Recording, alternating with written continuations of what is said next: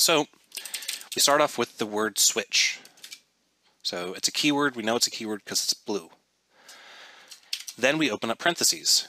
Inside the parentheses, we place a expression, such as many choice, which many choice is an expression of type integer. Then we open up a block. So you'll notice that this is very similar to how if statements look. This is very similar to how while statements look, and so on and so on. It's a very common pattern in curly brace-based languages. But what goes into a switch statement is very interesting. We have case statements. So I could say case 1 colon console write line choice 1 break. Case 2 console write line choice 2 break.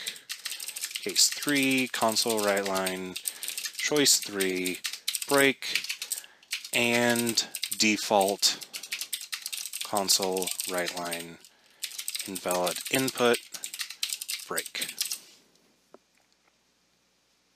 That's all there is to it. A switch statement is basically just a special form of an if statement. It's not a loop. It's not going to loop over and over and over again. And it looks like this. And there's not a whole lot I can really say about it other than that's what it looks like. We have an expression up here. We always put in an expression into these parentheses. And then we have cases.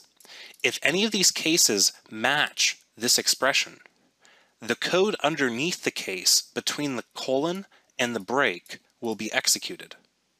So if many choice is 2, only this code executes. The rest of the switch statement is ignored.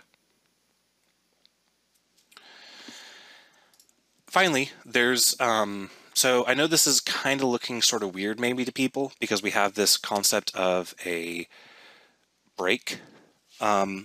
Break is a funny keyword because it has two contexts. One, it has a context inside of looping, and 2, it has a context inside of switches. They're completely unrelated. All I can say about the existence of the break keyword is this is how you separate cases.